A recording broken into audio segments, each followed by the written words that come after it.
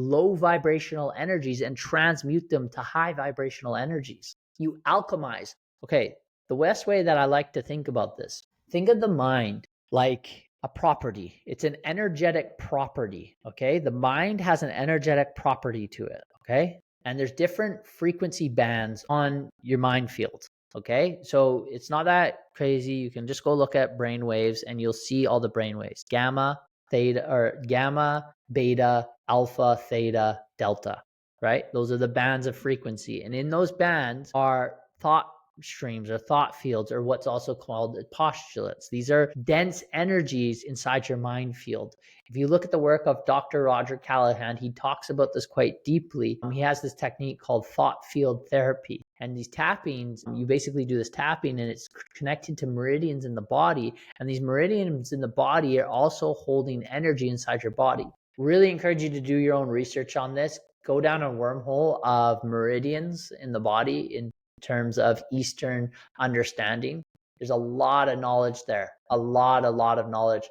I think it's called like a biosynchronization machine where they can actually measure the energy channels through your meridians, which is cool stuff to look at least cool stuff to consider.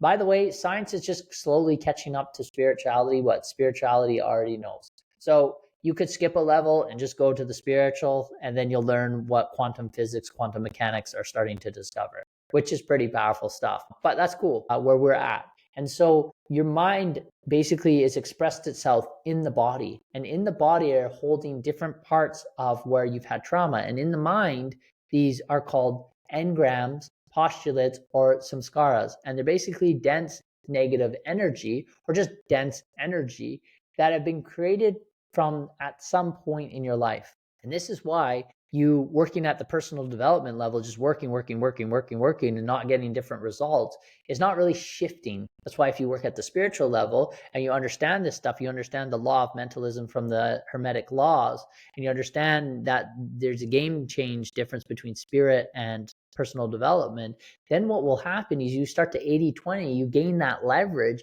and you start working on this part of yourself. And it's not really work. It might feel like that, but it's not really work. It's just releasing your abilities. So you start to release and transmute these energies inside your mental field and your subconscious mind that have been created from some point in your childhood, and they start to transmute. And the way I like to think about this is imagine your mental field is like the property of water, right? So if you were to freeze water, the structure of it changes, but the actual property doesn't. So now you've taken water, you've transmuted its property to ice. Now you take that same ice and you transmute that property into steam. It's still the same water from before, it's just transmuted. Now that steam turns to air, and then that air condenses into a cloud and comes back down into water. Your mind is the same way. On these thought fields, on these bands of frequency, are dense energy that are holding you back from truly getting what you want